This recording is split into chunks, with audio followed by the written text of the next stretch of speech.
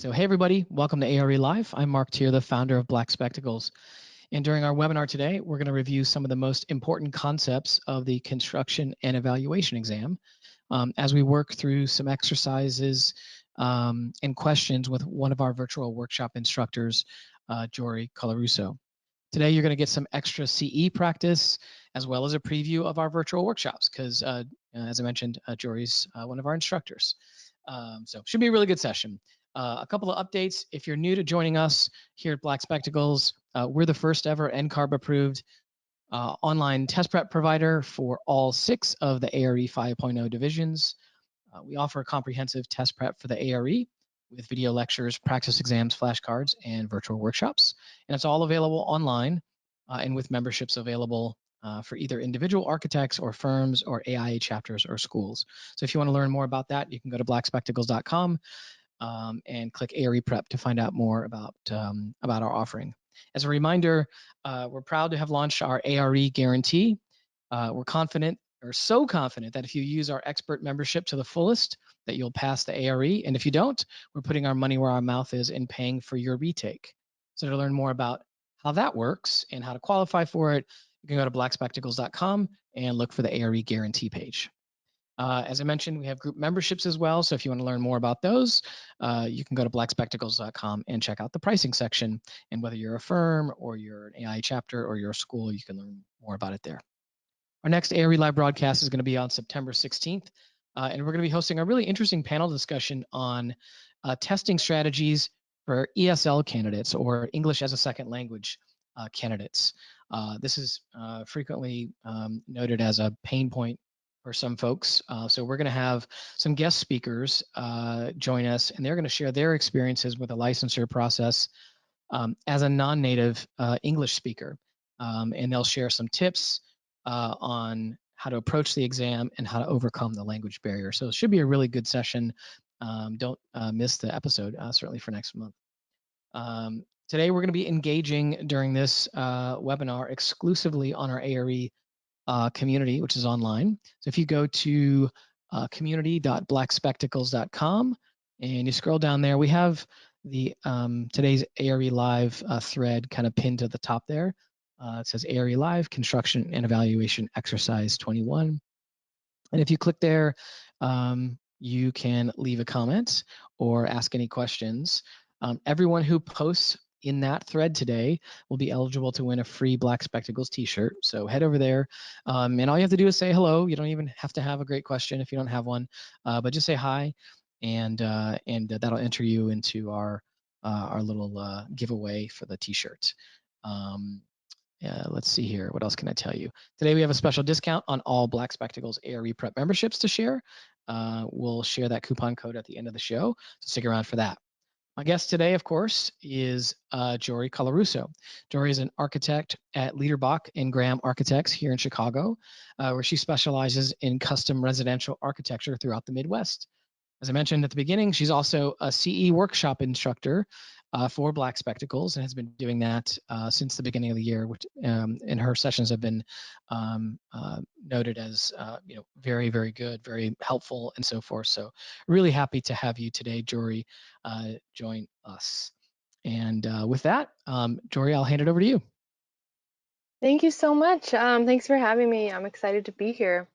So I guess we'll just hop right in and get started. I'm going to walk you through some practice questions that focus on the idea of bidding and different types of project delivery methods. So here we go. All right, number 1 is a scenario. A local architecture firm was hired by a developer to design an addition to a historic brick building on Main Street. The existing building is 4 stories with a storefront on the ground floor and apartments above. The building also has a 1-story addition built onto the rear. So I'm just going to go ahead and draw this to kind of help you visualize it here. So if this is the street, you have a little curb,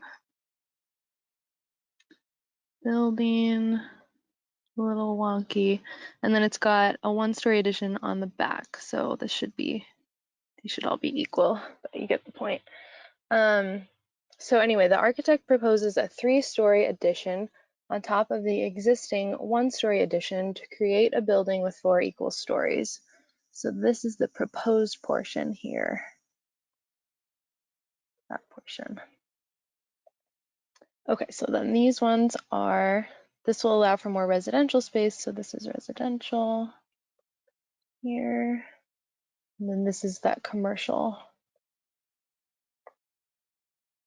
Okay, after completion of the schematic design phase. So just as a strategy, anytime that the question tells you where you are in, which phase of the design or the construction, whenever it tells you where you are, you definitely want to make note of that, because that phrase might help you eliminate a couple incorrect answers from the choices that are given. So after completion of the schematic design phase, the architect and developer discuss the best project delivery method for this project. The developer has strong relationships with several contractors. Also important to note, time, risk management, and cost are top priorities for the developer. So that is also a key thing to note. Priorities of the owner are always very important to keep in mind, because different project delivery methods are chosen based on what the owner's priorities are. So anytime that's given to you, that is definitely going to be something to keep in mind. So which of the following project delivery methods might be appropriate for this scenario? Check the 3 that apply. So it really just depends on what your owner wants. In this case, they have relationships with several contractors, time, risk management, and cost are top priorities. So I'm just going to run through a little summary of each one of these options, and then we'll go through the reasons why they may or may not be a good fit in this case.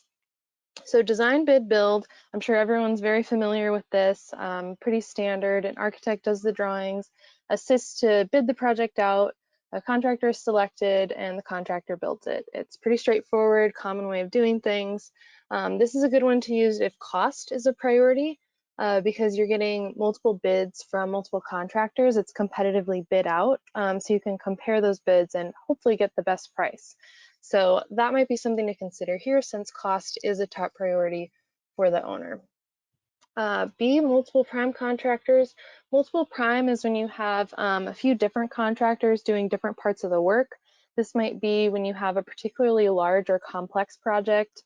Another reason to use it is you might want to use multiple different contractors to fast track the construction process, or maybe the owner has good relationships with different contractors who have different skill sets. They know this contractor is good at this portion of building, another one's different at a different skill set. So you want to take advantage of those different skill sets. That might be a reason to use it. C, design build. This is when the owner engages with one entity.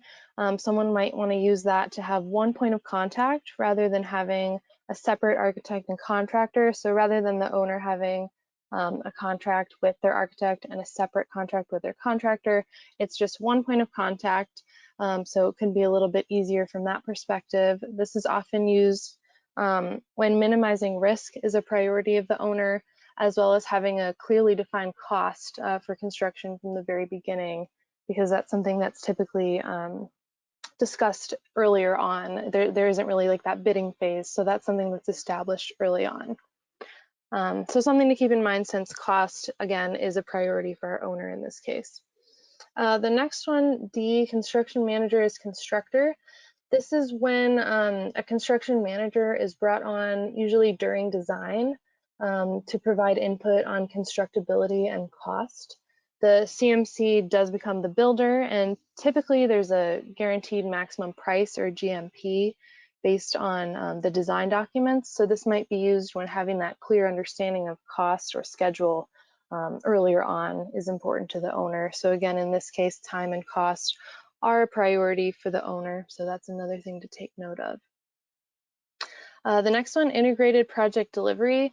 This is the approach where all major parties are involved from the very beginning.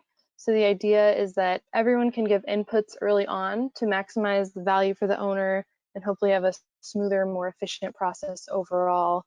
And that's another way of minimizing risk, hopefully. So that's kind of like a newer approach that I haven't really seen done a whole lot, but that's the idea, is that it's everyone working together from the very beginning. And then the last one, design, negotiate, build. This is pretty similar to design bid build. I've seen this done a lot in my own practice. It's usually like the contractor might be brought on earlier, maybe at the end of schematic design. And instead of a bidding phase, there's a negotiation phase where the project cost, or at least how the cost will be determined, is negotiated rather than having the bidding. So often this is used when the owner has a contractor in mind, maybe who they've worked with before, which again helps minimize risk. So here it says that the developer does have strong relationships with several contractors, so that might be something to keep in mind as well. All right, so I've run through all of those. What stands out to me as one that would not be a good fit right away is multiple prime. It just doesn't seem like a large enough project to warrant that extra complexity of having multiple contractors involved. It's just an addition of 3 stories, so it doesn't really seem complex, so we're going to get rid of that one. And then earlier I mentioned to take note of the fact that we're at the end of the schematic design phase. So that phrase right there is going to help you eliminate 2 other options here. So those are design build and integrated project delivery. So at this point, it's kind of too late for those. Those 2 project delivery methods would be decided from the very, very beginning, like at pre-design. So we're kind of too far along. For design build, there's already an architect working on the drawings. And for design build, the architect and the contractor would be the same entity. So just because of where we are in the project, we can cross that off as well. And then same thing for integrated project delivery. In a sense, it's like too late for that. It would have had to be IPD from the very beginning. So we'll cross that off. So that check 3 that applies. So we have our answers A, D, and F. Design, bid, build. Construction manager is constructor, and design, negotiate, build. Any of those 3 could be a good fit in this case. You just talk to the owner about, their different options, explain what the differences are between those. But it seems like a pretty straightforward project, not too complex. Cost is important, so doing that competitive bidding might be a good thing to do, or engaging one of these several contractors that the owner already knows, maybe as the construction manager, or maybe as someone that they could negotiate with. And hopefully, if they were a construction manager or something like that, they could provide cost inputs early on and scheduling inputs and things like that. And then the fact that the developer already knows the contractor hopefully minimizes risk as well. So that is that one. All right, moving on to number 2. An architect is designing a new mixed-use building and has just completed the schematic design. So again, I'll just underline that, just completed schematic design, just like the one that we just looked at. The owner would like to use a construction manager as constructor, or a CMC, to carry out the work. The architect will be assisting in the selection process of the CMC. Which steps below would be appropriate for selection of the CMC? Check the 3 that apply. So how are you going to evaluate this potential CMC? How do you select them? What is the architect's responsibility when looking for this person? So the options are: create a set of construction documents for distribution, issue an RFP to the owner's preferred contractors, review selection criteria with the owner, advertise the bid in project databases, conduct interviews, and arrange a pre-bid conference for prospective contractors. So I'm just going to run through each of these. So A, create a set of construction documents for distribution. Well, like I said, we just completed the schematic design phase and we're looking for a CMC. So just in terms of sequencing, this just doesn't seem right. You don't have construction documents yet. These would be created with the inputs from the CMC after they're hired. They haven't been created at this point, and even if they were, it'd be too much information to provide this early. This just isn't right, so we're going to cross that one off. All right. B, issue an RFP to the owner's preferred contractors. So an RFP, request for proposals, that is the way that you typically would evaluate these different contractors. So the owner might have some that they want to consider, and issuing an RFP would be the way to evaluate those options. So yes, that would be a correct answer. So C, review selection criteria with the owner. So the owner and the architect should establish the selection criteria prior to receiving the proposals just so that they're on the same page as to how they're going to evaluate these different proposals when they come in. So that definitely seems like an appropriate thing to do.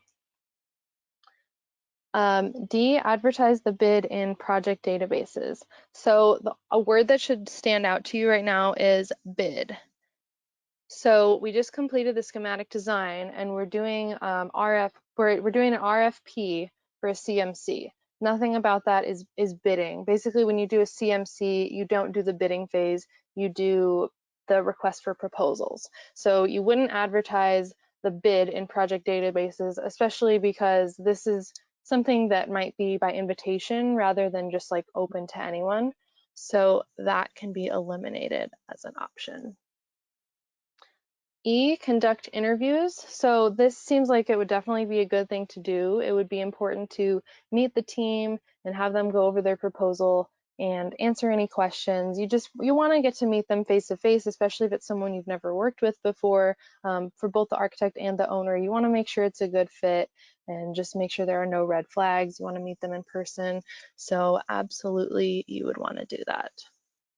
And then the last one, you've probably figured out by now, is not a correct answer. Again, based on this pre-bid conference, this isn't bidding again. So you wouldn't organize a pre-bid conference because there's no bidding at this time. So that might be a thing that the architect would do in a different scenario, but here it is not the case. So we have our 3 correct answers. B, issue an RFP to the owner's preferred contractors. C, review selection criteria with the owner. And E, conduct interviews for those potential CMCs. All right. Good stuff, Jory. No questions yet in the community, so just a note to everybody else, if you do have a question as we're going through this, feel free to drop it in our ARE community. Just click on the ARE Live button over there once you go to community.blackspectacles.com, and then today's thread is at the top there. So, but apparently you're probably answering everyone's questions, so there aren't any questions. Okay. All right. I guess that's a good thing. We'll just keep going. All right. So number 3, when assisting in the selection of a CMC, so again, talking about construction manager's constructor, what information should the architect include in a request for proposals? Check the 4 that apply. So this is a question that's really similar to one that I've gone over in virtual workshops before, and it sometimes trips people up because I think they get confused a little bit on what this question is asking. So what information should the architect include in the RFP? It's not what we're asking the potential CMC to tell us. It's something that we are outright telling them in the RFP. All right, so check the 4 that apply. The options are project description, proposed project schedule, fees for the design phase, representative drawings showing scope, desired services, and dates for submission of qualifications and bids for construction. Okay, so A, project description. Well, this seems like something that the architect would definitely want to include in the RFP. The contractor will need to understand the project to provide an accurate proposal. So you want to tell them, the rough area and, what type of project is it? Is it a school? Is it a single family home? Is it a public project?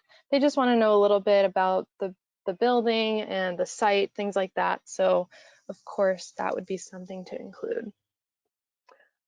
B, proposed project schedule. So the contractor will need to understand the pace of the schedule in order to allocate their own staff and resources. Eventually, the contractor will propose a more detailed schedule of, the exact start date and exactly how many weeks and, all those different phases throughout construction. But in this case, the architect still would want to include, like we're aiming for a spring start, or, we want to have the whole project finished and have the owner moved in by the end of 2022, whatever it is. So some kind of idea of schedule, you definitely include that as well. Seeking fees for the design phase. This one sometimes trips people up. So this is not a correct answer because the fee for contractor services will be proposed by the contractor. It's not something that you're telling them, hey, you need to charge this amount. It's something that they're going to provide in their proposal. And also, this could be referring to the architect's fees for the design phase, which the contractor doesn't need to know. So this just isn't the correct answer for those reasons. Remember, this is what we are including as the architect, not what we're asking them to provide. So that is incorrect. D, representative drawings showing scope. Well, yeah, sharing any drawings will help the contractor understand the scope of the project. And at this point, maybe it's just schematic design drawings. Maybe you're bringing the CMC on kind of early to get their inputs. But anything that you have that you can share with them would definitely be helpful for them. And then E, desired services. So the architect should, in the RFP, outline what kind of services are desired, such as the number of cost estimates or constructability reviews. Both cost estimating services and constructability reviews are some of the main reasons that you might want to bring the CMC on. So they would want to know, when they're putting their proposal together, what are you asking them to do? So yes, you would include that. And then F, dates for submission of qualifications and bids for construction. So again, this is incorrect because of this word bids for construction. At this point, they can't really put together a full construction budget. It's pretty early on, most likely, and there are no bids for construction yet. The project wouldn't be detailed enough at this point. So you might want to include dates for submission of qualifications, but not bids for construction. So just the fact that that little phrase is in there makes this an incorrect answer. So check the 4 that apply. We have 4 correct answers: project description, proposed project schedule, representative drawings showing scope, and desired services. Those would be things to include in the RFP. All right, so this is a question about the owner's or the architect's responsibilities during procurement. So according to the AIA B101, an architect has a responsibility to assist the owner during the procurement phase of a project. Which of the following would be an additional service during competitive bidding?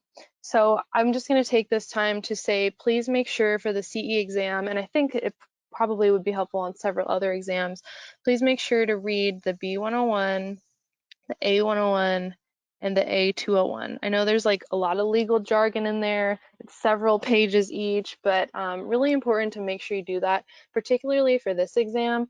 If you go to the end of the NCARB handbook, I think that's what it's called. There's like a handbook that they provide, and at the very end, the last page of that shows you exactly which contracts are going to be covered on the CE exam and all the other exams. But those are the main 3 that I would recommend reading word for word.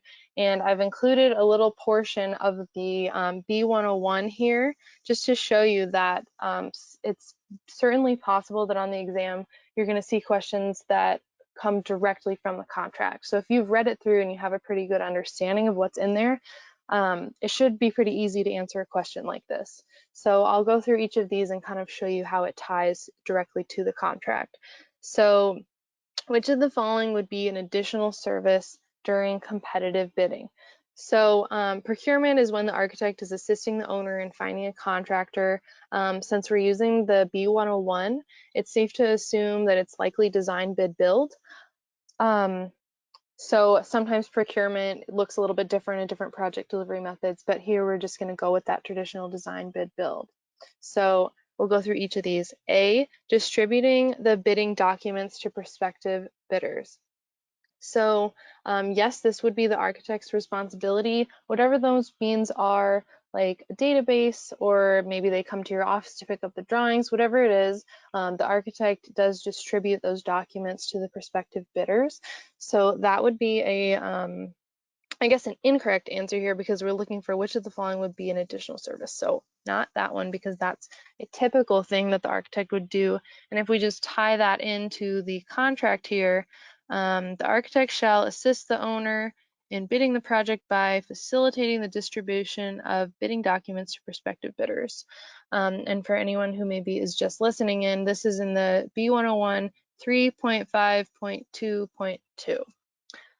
Okay, so that's not a correct answer here. B, we're going to come back to. C, organizing and conducting the opening of the bids. So the owner might have a process established for this, particularly if it's a public project. There might be specific rules about opening the bids and who the results are shared with. But yes, however the owner wants to do it, it is the architect's role to conduct the opening of the bids, however directed by the owner. And here you'll be able to see that Point 4, organizing and conducting the opening of the bids and subsequently documenting and distributing the bidding results as directed by the owner. So that is not a correct answer. D, preparing responses to questions in the form of addenda. So during bidding, as questions arise, it is the architect's responsibility to prepare and distribute the answers or clarifications in the form of addenda. And it's very important, this is going to come up again in another question, but it's very important that the addenda go to all bidders, not just the one asking the question. So this is another incorrect answer, preparing responses to questions in the form of addenda, and that can be found right here in the contract. Preparing responses to questions from prospective bidders and providing clarifications and interpretations of bidding documents to prospective bidders in the form of addenda. Another thing that the architect is supposed to do according to the contract during procurement that just wasn't one of the options in the question is organizing and conducting a pre-bid conference for prospective bidders, which came up in a previous question. When you're looking for a CM-c, that's not something that you would be doing, but in this case, it is something the architect would be doing. So obviously the correct answer, which of the following is an additional service during bidding? B, considering substitutions proposed by prospective bidders. So that comes directly from 3.5.2.3. If the bidding documents permit substitutions upon the owner's written authorization, the architect shall, as an additional service, consider requests for substitutions and prepare and distribute addenda identifying approved substitutions to all bidders.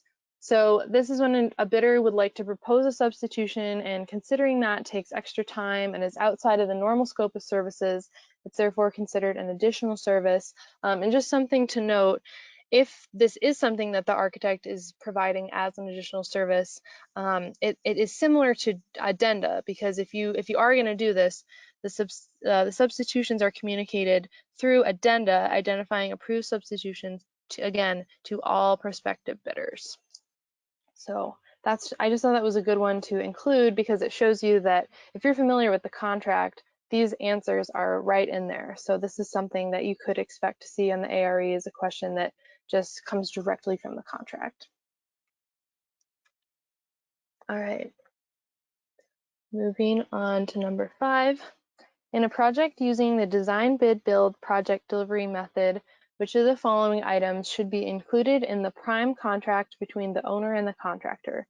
Check the 3 that apply. So it says we're doing design bid build, prime contract between owner and contractor. Safe to assume we're talking about the A101.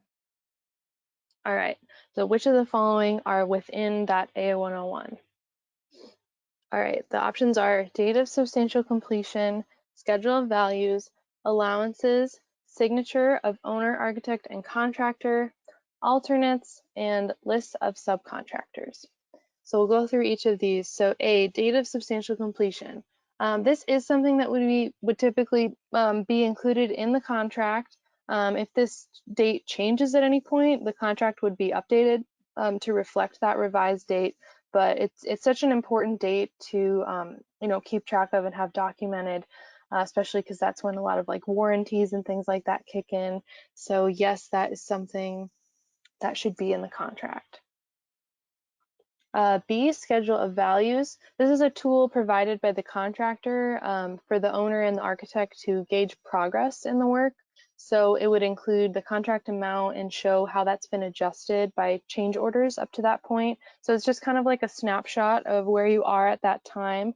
That is considered an optional attachment, so that's not necessarily in the contract. So we'll cross that off. Allowances. So certain items may not have been specified during bidding, but an allowance was established at that time to kind of allow the owner to select the exact product at a later date. I've seen this done for things like appliances or plumbing fixtures, things that haven't really been defined during bidding and need to be reconciled later. So like maybe during bidding, the owner knows that they're going to have a refrigerator and freezer drawers, an ice maker, whatever it is for appliances. But maybe they just don't know exactly how high-end those products are going to be, exactly how much those are going to cost. They haven't selected them yet. So we'll just put an allowance in for now, and then eventually when those things are purchase that's all been decided.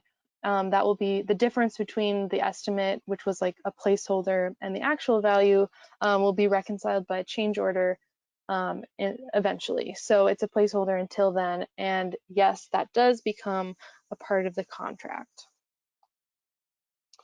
All right, D, signature of owner, architect, and contractor. Hopefully you caught this as kind of a trick question. Although all three of those parties are listed on the contract, the architect doesn't sign it. So the owner and the contractor sign it, and the architect is listed, but the architect doesn't sign it. So that's not correct.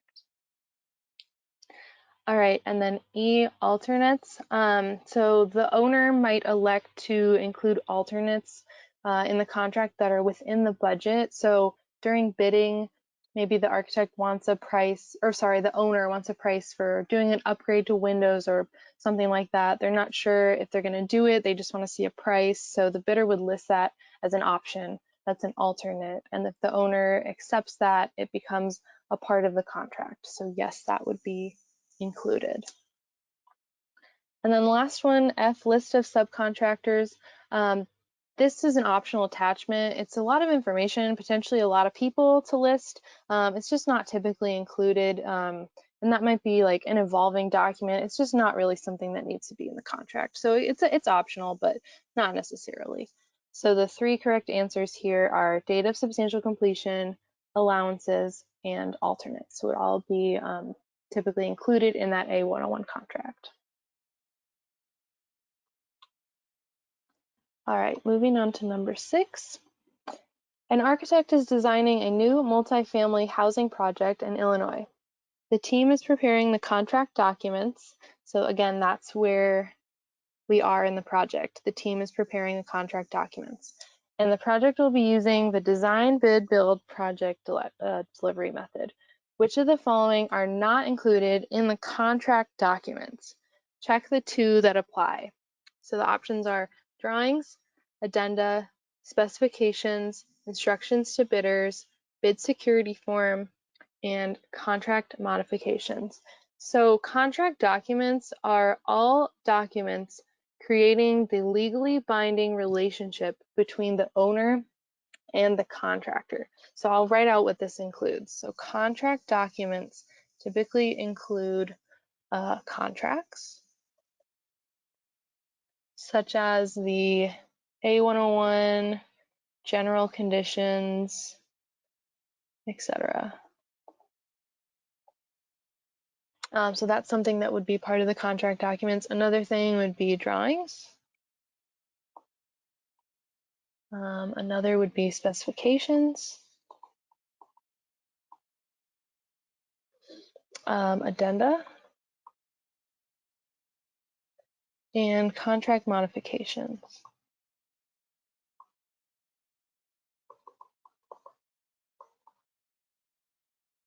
All right, so there's a difference between contract documents and bid documents. So bid documents,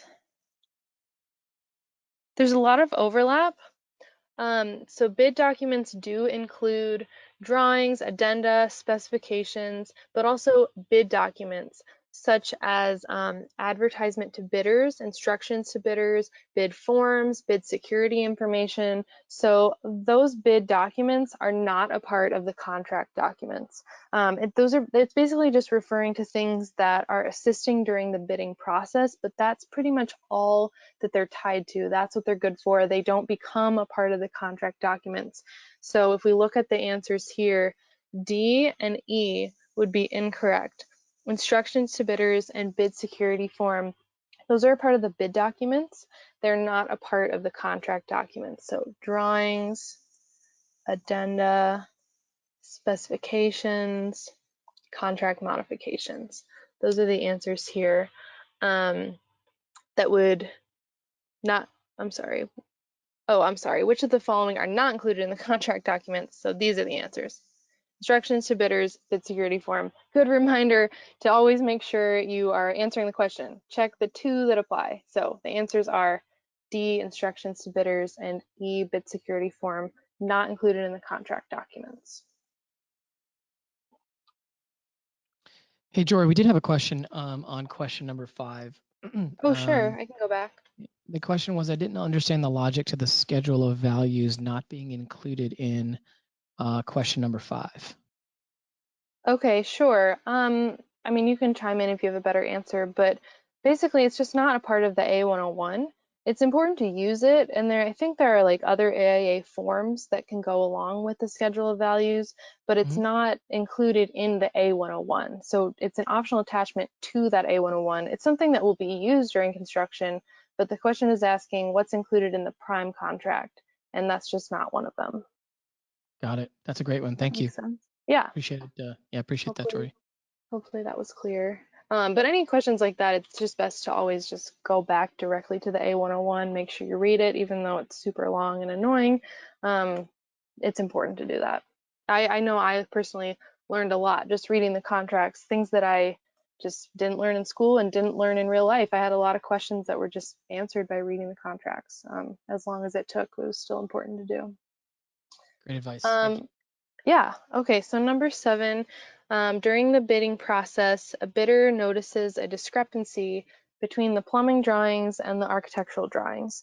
It's found that the architect needs to update their drawings to match the plumbing drawings. What is this issuance called? So hopefully everyone knows the answer to this because we kind of went over this before. The options are addendum, minor change in the work, additional service, and bulletin. So the answer is addendum, but I'll kind of go through these. It's something that the architect issues as an answer to a bidder's question. And like I said, this goes to all the bidders, not just the one asking the question. That's really important because all the bidders, in order for it to be fair, really need to have all of the same information. So by definition, um, basically an addendum is when a bidder has a question, asks the architect issues an answer in the form of an addendum. Minor change in the work, that's something that's communicated during construction. We're referring to bidding. So minor change in the work would just be like something minor needs to be changed along the way. That's not the correct answer at this point. And then C, additional service. As we saw in an earlier question, answering the bidder's questions is not considered an additional service, but rather something that is the architect's responsibility during bidding. So that's why that's not a correct answer. And then for bulletin, I've seen a few different definitions for bulletin. So Mark, chime in if you have a different understanding. But my understanding of a bulletin is that it's something that the architect issues when they want to communicate something, for example, to the bidders, but it's not considered a response to a bidder asking a question. That would be clearly an addendum. So that's why that's not correct here. Yep. Perfect answer, I think. You know this better Okay. than I do.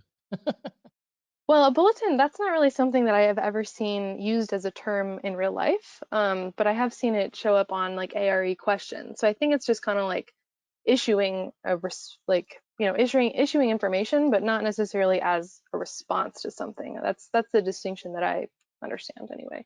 Um, but yeah, so hopefully everyone was pretty clear that this answer should be A, addendum. All right, so this is the last one. We have a math problem. A contractor is preparing the construction cost for a new 3-story mixed-use building. So I'm going to draw again.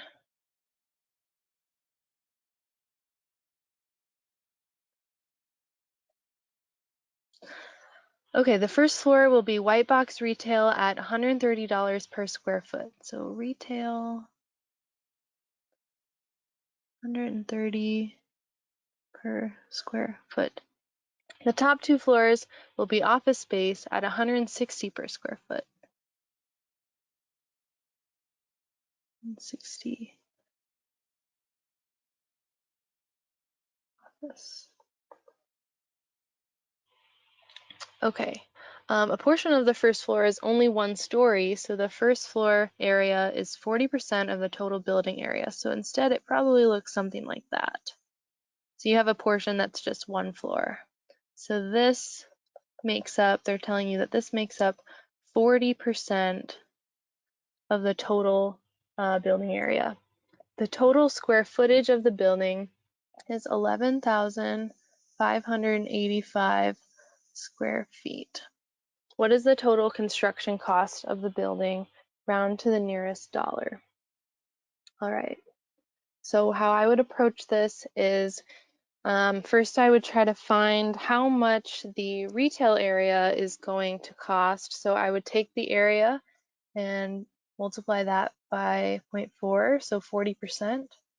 And I would get the area of the first floor retail, which is 4,634 square feet. So I would take that 4,634, multiply by that construction cost of $130 per square foot. That will give you the total cost of the retail space, which is $602,420. Okay, and this office space they're telling you is 100% minus 40%, so this area here is 60% of the total. So you could take 11,585 and multiply by 0.6. What I'd probably do, and you're going to come up with the same answer, but what I would probably do is just subtract 4,634 to get the total area of the top two floors, which is 6,951 square feet, and then 6,951 times that higher construction cost. Since the ground floor is like white box retail, it'd be very simple. The office space, for some reason, maybe that's got a little bit nicer finishes, or it's just more fitted out or something like that. So that's at 160 per square foot. And that gives you the total cost for the top two floors, $1,112,160. So you now have the cost of both different portions, so you can add those up. 602,420 plus 1,112,160 equals 1,714,580. So let me write that here. 714,580. So that would be the total construction cost of the building, rounded to the nearest dollar. Yeah, so that's everything I have. Hopefully that made sense. Did any more questions come in? I think we've got them all under control over here, if I'm following right. So I think we're in a good spot. There are a couple of folks who've written in and suggested that they tend to use bulletins after the contract has been awarded. Okay. Yeah, whereas perhaps an addendum is before construction. So I think, though, the key at the end of the day is around what NCARB is looking for, and whether or not it's a term that is, like you said, whether it's a term that shows up in any of the key reference materials and subsequently on the test or in the contracts. That's what I was trying to say. Yeah, I think I did like a quick search in the contracts, and I didn't really see many references to bulletins. So it might not really be a term that comes up in any official sort of way. It might just show up as an incorrect answer. I don't know. Fair enough. Well, good stuff. Thank you so much, Jory, and I want to thank everybody else for tuning in.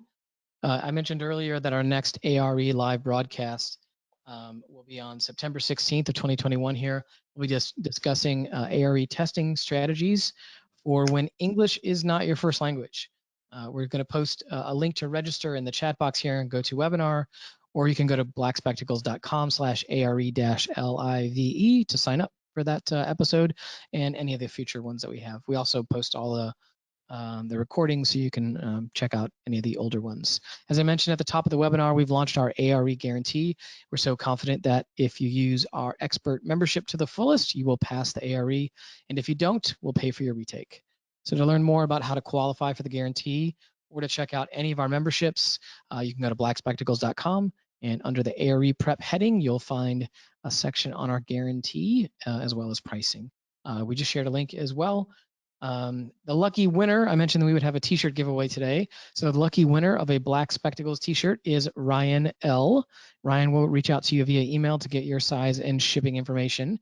Just a reminder, if you'd like to be eligible to win a free t-shirt next time, post a question that you might have about our featured topic in the community during our next ARE Live, and you'll be eligible.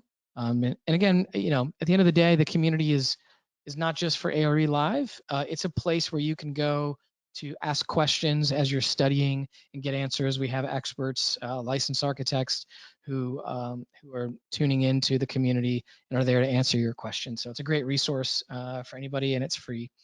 So I certainly encourage you guys all to head over to community.blackspectacles.com to make sure you can stay tuned into the discussion over there. We're offering a 15% discount on all of our expert memberships this month, which includes access to the virtual workshops and the ARE guarantee. So you can use the code ARELIVE AUGUST 15 ARE Live August 15 to get 15% off any of our expert memberships and get licensed this year. Now keep in mind that the coupon code expires on September 16th. So if you're ready to start studying, head to blackspectacles.com and sign up and use code ARE Live August 15 at checkout. Finally, be sure to stick around for a few minutes today to take our survey and share any suggestions that you may have. I promise we really do read every word that you write and use them to tune our next episodes. So thanks for watching.